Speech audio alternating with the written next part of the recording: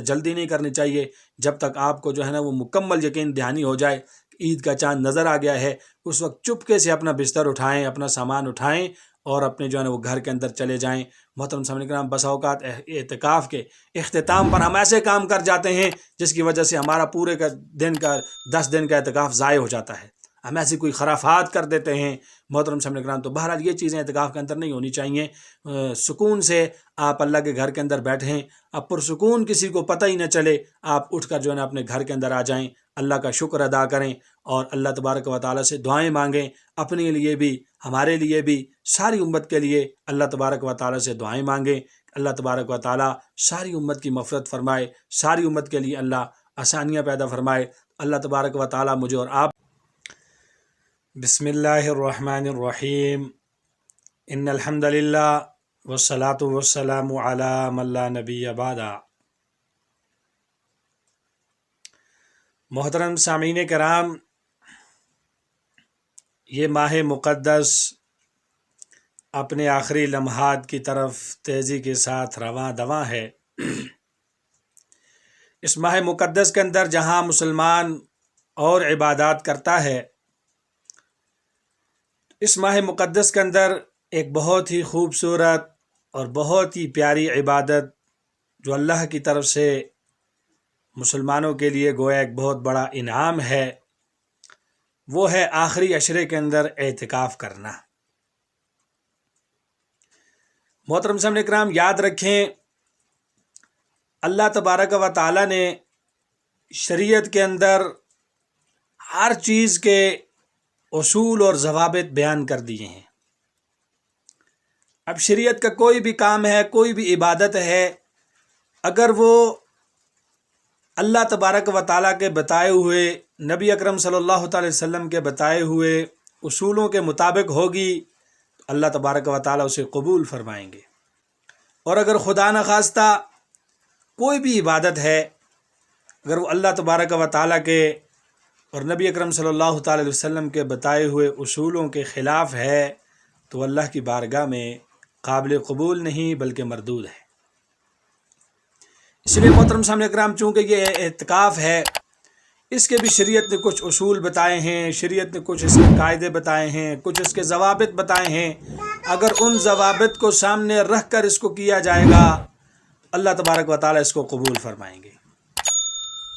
اس لیے محترم سامعین کرام، اسی ویڈیو کے اندر ہم مختصر اور جامع انداز کے اندر اعتکاف کے مسائل پر جو ہے نا وہ گفتگو کریں گے۔ تو محترم سامعین کرام، سب سے پہلی بات تو یہ ہے کہ اللہ کے نبی صلی اللہ تعالی علیہ وسلم نے اعتکاف والے کے متعلق ارشاد فرمایا ہے کہ جو شخص اللہ کی رضا کے لیے اعتکاف بیٹھے، اللہ تبارک و تعالیٰ اس کی زندگی کے پچھلے گناہوں کو معاف فرما دیتے ہیں۔ اور اگر کوئی آدمی ایک دن کا اعتکاف اللہ کی رضا کے لیے کرے، اللہ تبارک و تعالیٰ اس آدمی اور جہنم کے بیچ میں 3 خندقوں کا فاصلہ فرما دیتے ہیں، اور ہر خندق کا فاصلہ زمین سے لے کر آسمان تک ہے۔ گویا جو آدمی اللہ کی رضا کے لیے اعتکاف کرے گا، اللہ تبارک و تعالیٰ اس کو جہنم سے بہت دور فرما دیں گے۔ اعتکاف بہت بڑی عبادت ہے۔ بہرحال محترم سامعین کرام، چونکہ ہم نے اس کے اندر مسائل کو بیان کرنا ہے، اعتکاف کے طریقے کو بیان کرنا ہے، تو سب سے پہلی بات یہ ہے کہ جو آدمی بھی اعتکاف کا ارادہ رکھتا ہے، 20 رمضان المبارک کو غروب آفتاب سے پہلے اس بندے کو مسجد میں چلے جانا چاہیے۔ یعنی کہ جب آفتاب غروب ہو رہا ہو تو اس آدمی کو مسجد کے اندر ہونا چاہیے۔ ایک بات تو یہ ہوگی۔ دوسری بات یہ ہے کہ محترم سامعین کرام، یہ جو اعتکاف ہے، یہ اعتکاف مسجد کے ساتھ خاص ہے کہ یہ اعتکاف مسجد میں ہوگا۔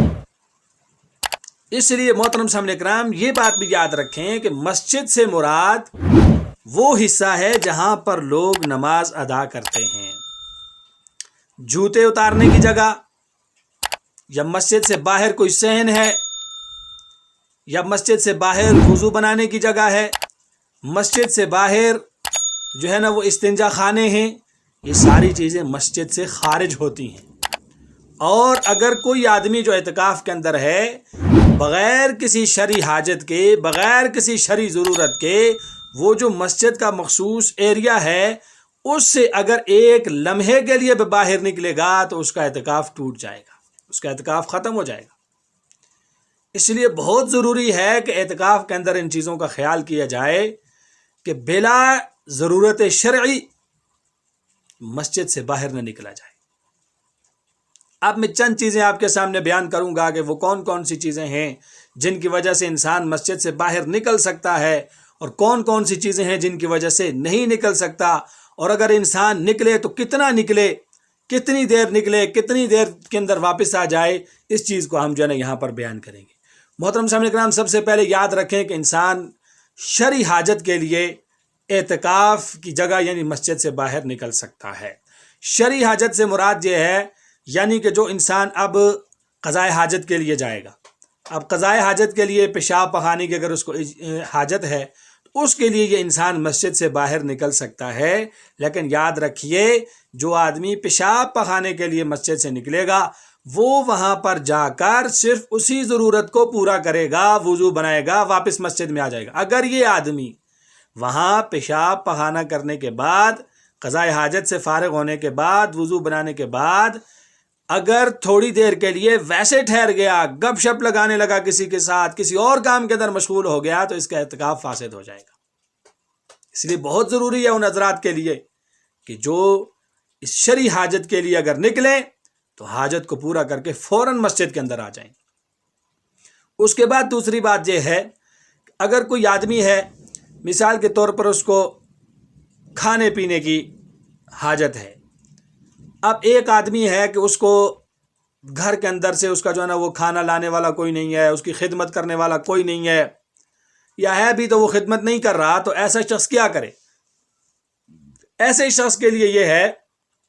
کہ پھر وہ کھانا کھانے کے لیے اپنے گھر میں جا سکتا ہے، لیکن کھانا کھانے کے لیے یہ مطلب نہیں ہے کہ 1 گھنٹہ پہلے چلا گیا، 2 گھنٹے پہلے چلا گیا۔ کوشش کرے کہ بالکل اس وقت جائے جب کھانا تیار ہو، اور کھانا کھا کر، کھانے سے فارغ ہو کر فوراً مسجد میں واپس آ جائے، اتنی اس کو اجازت ہے۔ اگر گھر کے اندر نہیں ہے، کسی ہوٹل وغیرہ پر اگر کھانا کھانا چاہتا ہے تو یہ بھی کر سکتا ہے، لیکن ہوٹل پر بھی جا کر بیٹھ جانا، گپے لگانا یہ نہیں ہے، بلکہ وہاں پر جائے اور اپنی حاجت کو پورا کرے، کھائے کھانا اور فوراً جو ہے نا وہ واپس آ جائے، اس لیے تو وہ نکل سکتا ہے۔ لیکن وہاں جا کر اور چیزوں کے اندر مصروف ہو جانا یہ بالکل بھی اس کی اجازت نہیں ہے۔ اس کے علاوہ اگر کوئی آدمی جس مسجد کے اندر اعتکاف بیٹھا ہوا ہے اس مسجد میں اگر نماز جمعہ نہیں ہو رہی، جمعے کی نماز اگر نہیں ہے، تو یہ آدمی جمعہ پڑھنے کے لیے جامع مسجد کے اندر جا سکتا ہے، لیکن اس کے اندر بھی خیال کرنا چاہیے کہ جب یہ جامع مسجد کے اندر جائے گا تو صرف اتنی دیر پہلے جائے کہ وہاں جا کر جو ہے نا وہ نماز جمعہ سے پہلے جو سنتیں ہیں وہ ادا کرے، اور کوشش کرے کہ امام سلام پھیرے، نماز سے فارغ ہو تو یہ فوراً واپس آ جائے، اور آ کر جس مسجد میں اعتکاف بیٹھا ہوا ہے اسی مسجد کے اندر آ کر بقیہ اپنی نماز پوری کر لے، اس کے لیے بہتر یہی ہے۔ اس کے علاوہ محترم سامعین اکرام یہ ہے کہ کچھ لوگ ایسے ہوتے ہیں کہ جن کو سگریٹ اور نسوار کی بڑی عادت ہوتی ہے۔ اب محترم سامعین اکرام پہلی بات تو یہ ہے کہ یہ سگریٹ اور نسوار یہ کوئی شرعی حاجت نہیں ہے، اس کو ہم نے خود حاجت بنایا ہوا ہے، لیکن یہ شرعی حاجت نہیں ہے۔ خاص سگریٹ اور نسوار کے لیے آپ مسجد سے باہر نہیں نکل سکتے۔ اس کا پھر کیا طریقہ کار ہوگا؟ جو آدمی اعتکاف بیٹھا ہوا ہے اس کا پھر کیا طریقہ کار ہوگا؟ اس کا طریقہ کار یہ ہوگا جس آدمی کا ان کی چیزوں کے بغیر گزارا نہیں ہے، پھر وہ ان چیزوں کو اس وقت میں استعمال کرے جب آدمی قضائے حاجت کے لیے جائے یا کسی شرعی ضرورت کے لیے جائے، تو راستے میں آتے جاتے ہوئے یا اس ضرورت کو پورا کرتے ہوئے ساتھ جو ہے نا اپنے سگریٹ اور نسوار کی ضرورت کو پورا کر لے۔ خاص اگر سگریٹ اور نسوار کے لیے نکلے گا تو محترم سامعین اکرام، یا ایسی کسی بھی اور چیز کے لیے نکلے گا تو اس کا جو محترم سامعین اکرام روزہ، اس کا اعتکاف ٹوٹ جائے گا۔ اس سے اگلی بات یہ ہے کہ بسا اوقات انسان افطاری کرنے کے بعد یا کھانا کھانے کے بعد جو ہے نا وہ ٹوتھ پیسٹ کرنے کے لیے باہر چلے جاتے ہیں، اس کی بھی اجازت نہیں ہے، اس کی بھی اجازت نہیں، یہ بھی کوئی شرعی حاجت نہیں ہے، بلکہ کوشش یہ کرنی چاہیے کہ انسان مسجد کے اندر رہے، اور مسجد کے اندر رہ کر کلی کرنی ہے، مسواک کرنا ہے تو اپنے سر کو باہر کر کے، تو جو ہے نا وہ اس طرح سے اپنے منہ کو باہر کر کے تو وہاں پر جو ہے نا وہ کلی کر لے، اپنے جو ہے نا وہ منہ صاف کرنے اس کو صاف کر لے، اس کے لیے باہر جانے کی بہرحال اجازت نہیں ہے۔ اسی طرح کچھ لوگ کھانا کھانے کے بعد ہاتھ دھونے کے لیے باہر چلے جاتے ہیں، تو یہ ہاتھ دھونے کے لیے بھی مسجد سے باہر جانے کی اجازت نہیں ہے۔ اور کچھ لوگ ہوتے ہیں ویسے ہی یعنی کہ یہ جی ٹھنڈا پانی لانا ہے، اور یہ جو ہے نا جی وہ فلاں جگہ سے فلاں چیز لانی ہے، فلاں چیز لانی ہے، یہ جو برتن دھونا ہے، یہ فلاں کام کرنا، ان کاموں کے لیے مسجد سے باہر نکلنے کی اجازت نہیں ہے۔ ان کاموں کے لیے اگر مسجد سے باہر ایک لمحے کے لیے بھی نکلے گا تو اس کا اعتکاف ٹوٹ جائے گا۔ شرعی حاجت وہ ہے کہ جس کے بغیر انسان کا چارہ کار نہ ہو، جس کے بغیر انسان کا گزارا نہ ہو، وہ جو ہے نا محترم سامعین کرام وہ ہم نے آپ کو بتا دی ہے۔ اس کے علاوہ اور کاموں کے لیے جو ہے نا وہ نکلے گا تو اس کا اعتکاف فاسد ہو جائے گا۔ اسی طرح وضو کے اندر یہ ہے کہ وضو بنانے کے لیے تو بہرحال آپ نکل سکتے ہیں، لیکن اتنی دیر ہی نکلیں جتنی دیر آپ وضو بنائیں۔ اس کے ساتھ ساتھ یہ ہے کہ اگر کسی کا وضو پہلے سے ہے، نیا وضو بنانا چاہتا ہے تو اس کو بھی اجازت ہے وہ جائے اور اپنا جو ہے نا وہ نیا وضو بنائے، لیکن اس کے اندر بھی یہی ہے کہ اتنا ہی جا کر ٹھہرے جتنا اس کو جو ہے نا وہ حاجت ہے، اور فوراً وضو کی جو ہے نا وہ حاجت کو پورا کر کے تو دوبارہ جو ہے نا مسجد کے اندر آ جائے، زیادہ دیر اس کو باہر رہنے کی اجازت نہیں ہے۔ اس کے علاوہ یہ ہے کہ اگر غسل ہے تو ویسے غسل کرنے کے لیے بھی جو ہے وہ مسجد سے باہر نہیں نکلنا چاہیے۔ ہاں اگر مسجد کے اندر رہ کر کسی پر غسل واجب ہو گیا ہے تو پھر فوراً اس کو چاہیے کہ مسجد کو چھوڑ دے اور فوراً جو ہے نا وہ مسجد سے باہر نکل جائے اور وہاں جا کر جو ہے نا وہ غسل کرے، کیونکہ ایسی حالت میں مسجد میں ٹھہرنا ٹھیک نہیں ہے۔ تو وہ فوراً جو ہے وہ باہر نکل جائے اور وہاں جا کر جو ہے نا وہ اپنی حاجت کو پورا کرے اور اپنے غسل کو کرے اور پھر دوبارہ مسجد کے اندر آ جائے، زیادہ باہر نہ ٹھہرے۔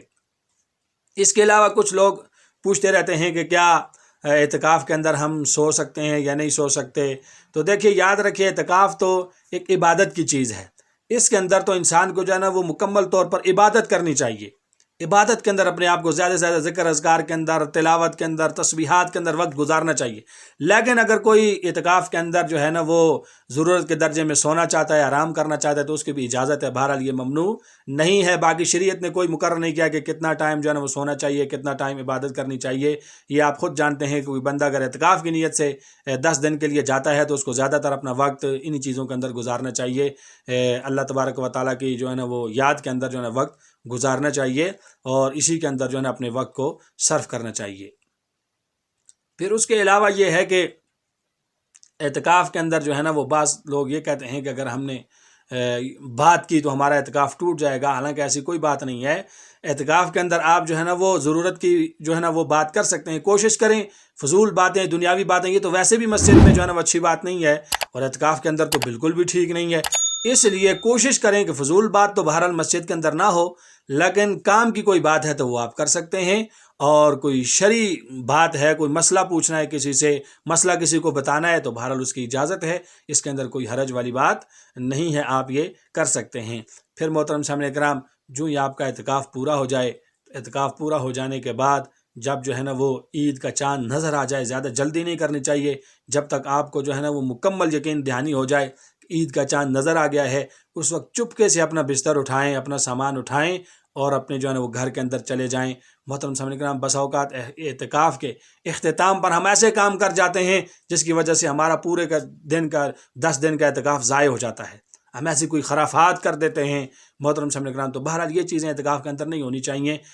سکون سے آپ اللہ کے گھر کے اندر بیٹھیں، اب پرسکون کسی کو پتہ ہی نہ چلے، آپ اٹھ کر جو ہے نا اپنے گھر کے اندر آ جائیں، اللہ کا شکر ادا کریں اور اللہ تبارک و تعالیٰ سے دعائیں مانگیں، اپنے لیے بھی، ہمارے لیے بھی، ساری امت کے لیے اللہ تبارک و تعالیٰ سے دعائیں مانگیں۔ اللہ تبارک و تعالیٰ ساری امت کی مغفرت فرمائے، ساری امت کے لیے اللہ آسانیاں پیدا فرمائے۔ اللہ تبارک و تعالیٰ مجھے اور آپ کو صحیح معنوں میں شریعت پر عمل کرنے کی اور صحیح معنوں میں اللہ تبارک و تعالیٰ مجھے اور آپ کو اعتکاف کے اندر بیٹھنے اور وقت گزارنے کی توفیق عطا فرمائے۔ وآخر دعوانا ان الحمد للہ رب